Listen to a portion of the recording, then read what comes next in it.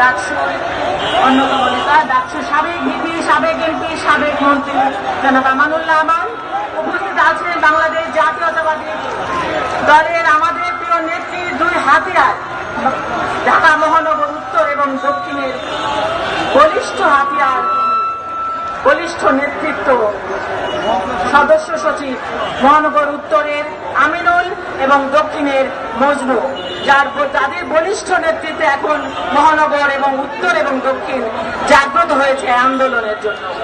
উপস্থিত আছেন, উপস্থিত হবেন আমাদের আজকের অনুষ্ঠানে প্রধান অতিথি মির্জা ফখরুল ইসলাম আলমগীর সহ মঞ্চে উপবিষ্ট সিনিয়র নেতৃবৃন্দ এবং সামনে উপবিষ্ট বিভিন্ন পর্যায়ের নেতৃবৃন্দ এবং আমার বাংলাদেশ জাতীয়তাবাদী মহিলা দলের কেন্দ্রীয় কমিটির সাধারণ সম্পাদক সুলতানা আহমেদ, যুগ্ম সাধারণ সম্পাদক হেলেন জেরিন খান সহ মহানগর উত্তর এবং দক্ষিণের আমার সংগ্রামী মহিলা দলের এবং আমার নেত্রীর প্রিয় দল মহিলা দলের সংগ্রামী বোনেরা যারা আমার কথা শুনছেন, সবাইকে আসসালামু আলাইকুম।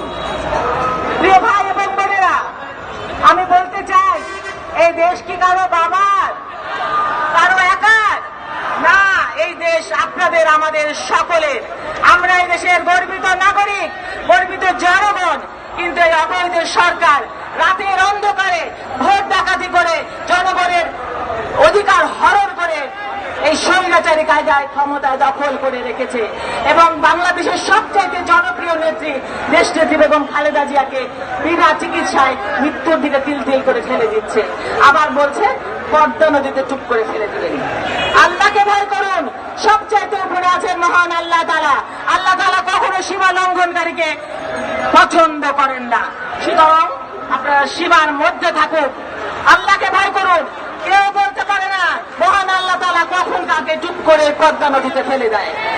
আর যার বলিস এই দেশনেত্রী বেগম খালেদা জিয়া কে, তার কাকে আপনি বিদেশে চিকিৎসা করতে দিচ্ছেন না?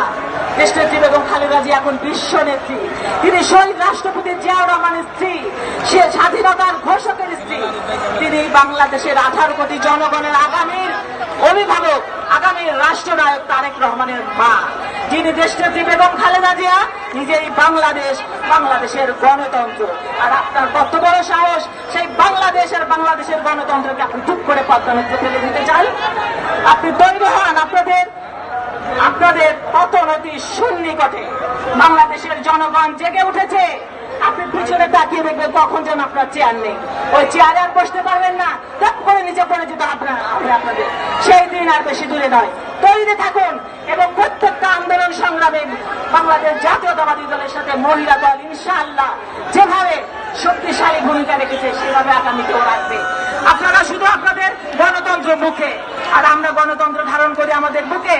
আপনাদের সাহস আপনাদের মুখে, আমাদের সাহস আমরা আমাদের বুকে। আমরা বাংলাদেশের জাতীয়তাবাদী দল, যে দল বাংলাদেশের জনগণ যারা ভাষার জন্য জীবন দিতে পারে, যারা স্বৈরাচারী সরকারের পতন জন্য জীবন দিতে পারে, তারা এই অবৈধ সরকারের প্রত্যেকটা অন্যায় প্রতিবাদের জন্য জীবন দিতে প্রস্তুত। সেই দিনটির অপেক্ষায় রয়েছে এবং আমার দেশকে খালেদা জিয়া অবশ্যই মুক্ত হবে, সুচিকিৎসা নিশ্চিত হবে এবং বিদেশে আমরা পাঠানোর দাবি করতে পারবো ইনশাআল্লাহ। সেই দিনটির অপেক্ষা থাকার। ধন্যবাদ সবাইকে, ভালো থাকবে। আসসালামু আলাইকুম।